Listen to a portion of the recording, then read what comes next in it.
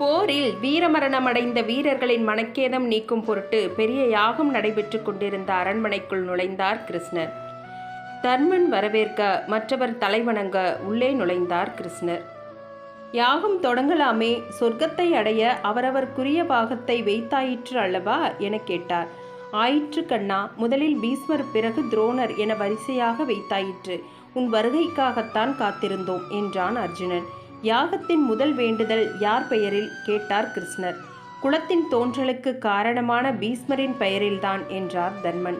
வீரமரணம் அடைவதற்காக நடத்தும் யாகத்தில் முதல் பாகம் சகுனியின் பெயரில் அல்லவா இருக்க வேண்டும் என்று கிருஷ்ணர் சொன்னவுடன் பாண்டவர்கள் அதிர்ந்தனர். பீமன் பற்களை கடித்தான். அர்ஜுனன் கை தானாக உறைவாளை நோக்கி சென்றது. என்னாயிற்று கண்ணா உனக்கு? முதல் பாகம் என்பது நாம் அளிக்கும் மிகப்பெரிய மரியாதை. அதை பாவி சகுனிக்கா முதலில் வழங்குவது? பீமனின் கோபம் வார்த்தைகளாய் வெளிப்பட்டது.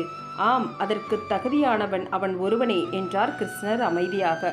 பீஸ்மரை விட சிறந்தவனா சகுனி? நயவஞ்சகமே உருவானவனுக்கு வீர மரண மரியாதையா கேட்டான் அர்ஜுனன்.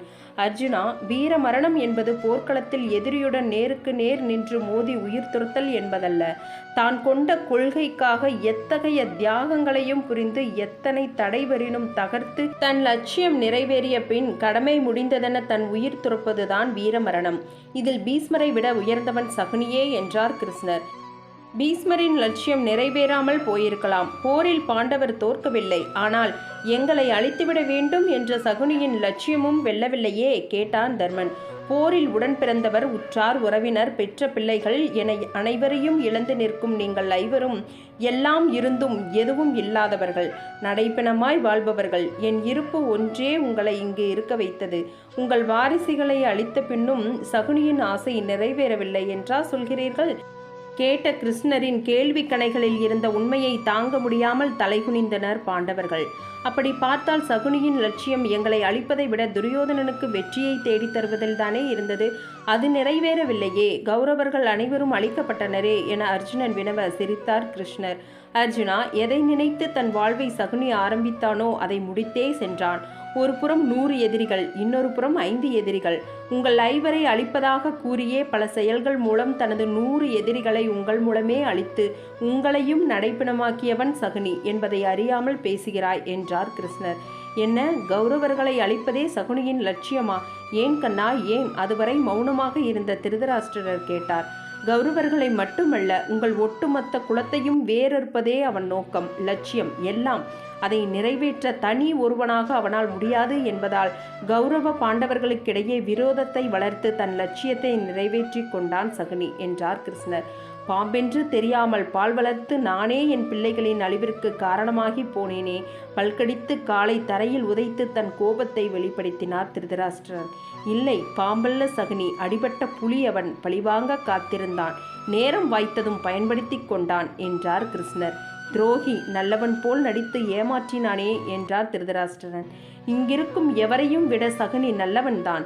உங்கள் பிள்ளை துரியோதனனை கொன்றதற்காக பீமனை கொல்ல நினைத்த நீங்கள் நல்லவர் என்றால், அபிமன்யுவை கொன்ற ஜெயத்ரதனை கொன்று பழிவாங்கிய அர்ஜுனன் நல்லவன் என்றால், பாஞ்சாலியின் சபதத்தை நிறைவேற்ற துரியோதனனை கொன்ற பீமன் நல்லவன் என்றால், தன் கண் எதிரிலேயே தன் குடும்பத்தினர் ஒவ்வொருவராய் உணவின்றி உயிர் துறப்பதை பார்த்திருந்த சகுனி, அதற்கு காரணமான உங்கள் குலத்தையே அழிக்க நினைத்து அதற்காகவே உயிர் வாழ்ந்த சகுனி உங்கள் எல்லோரையும் விட நல்லவனே என்றார் கிருஷ்ணர்.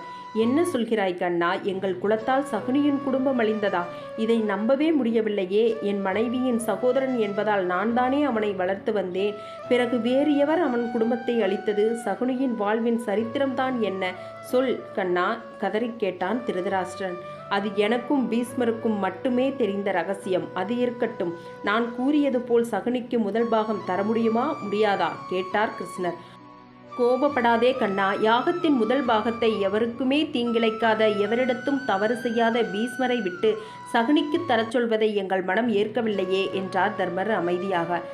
தர்மா, வீரனாக, நல்லவனாக, ஒழுக்கமானவனாக இருந்த சகுனியை இந்த நிலைக்கு ஆளாக்கியதே பீஸ்மர்தான் என்று அறிவாயா? சகுனியின் குடும்பத்தையே உங்கள் குலத்தின் பெருமை குறைந்துவிடக்கூடாது என்பதற்காக அழித்து மறைத்தவர் பீஸ்மர்தான் என்று அறிவாயா? தப்பி பிழைத்தவன் சகுனி தன் வாழ்வியலை மாற்றிக்கொண்டான், தன் லட்சியம் வெல்வதற்காக. இதில் என்ன தவறு?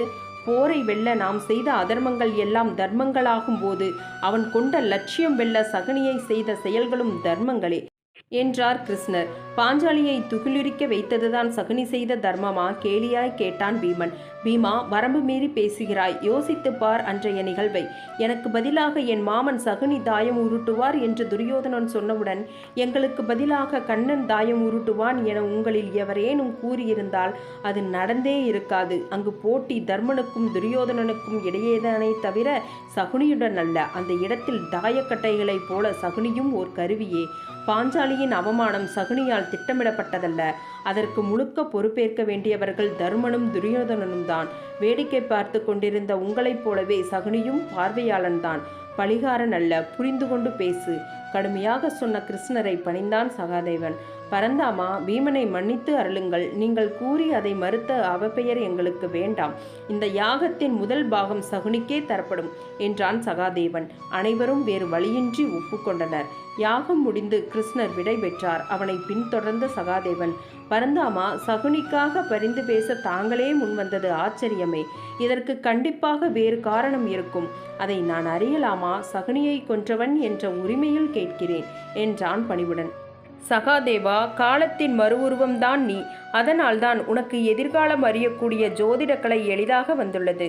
சகுனியை கொன்றது நீ அல்ல, அவன் லட்சியம் முடிந்தவுடன் உன் உருவான காலம் அவனை அழைத்து கொண்டது. கவலை வேண்டாம். பின் தனக்கும் பீஷ்மருக்கும் தெரிந்த அந்த உண்மையை கிருஷ்ணர் கூறலானார்.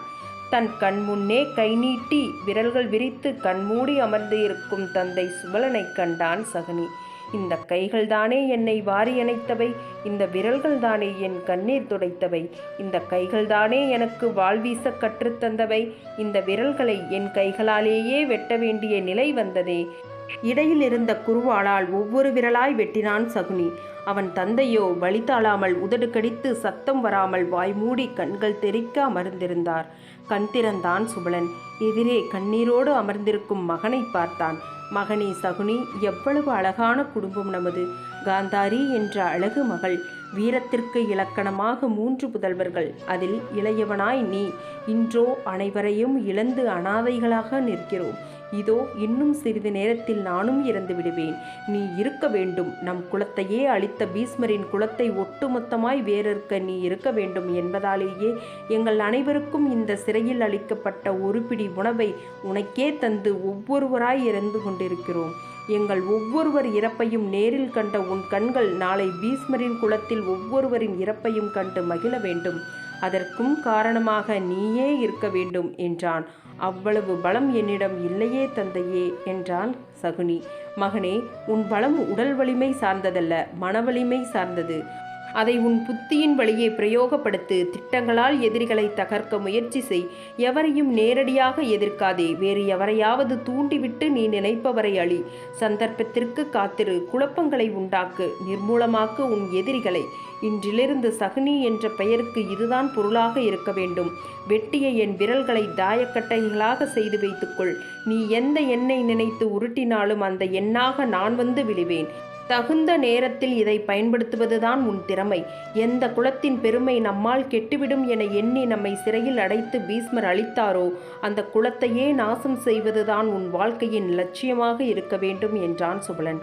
தந்தையே, நாம் என்னதான் தவறு செய்தோம்? எதற்காக பீஷ்மர் நம்மை அழிக்க துணிந்தார்? என் சகோதரி காந்தாரியை கூட அவர் வந்து கேட்டதால் தானே திருதராஷ்டிரனுக்கே மனமுடித்து கொடுத்தோம். பிறகு ஏன் நமக்கு இந்த முடிவு கேட்டான் சகுனி. மகனே, காந்தாரியின் ஜாதக பலன்படி அவளுக்கு முதல் கணவனாக வருபவன் உடன் பலியாவான் என இருந்ததால் ஒரு ஆட்டுக்கிடாவை அவளுக்கு சாஸ்திரப்படி திருமணம் செய்து அதனை பலியிட்டோம். அதன் பின் சில காலம் கழித்து அவளுக்கு இரண்டாவதாக திருதராஷ்டிரனை மணமுடித்தோம். இது பீஷ்மருக்கு தெரிந்தவுடன் கோபப்பட்டார். நமது விளக்கத்தையும் கேட்கவில்லை. ஆடாகவே இருந்தாலும் அது பலியானதால் காந்தாரி ஒரு விதவைதானே.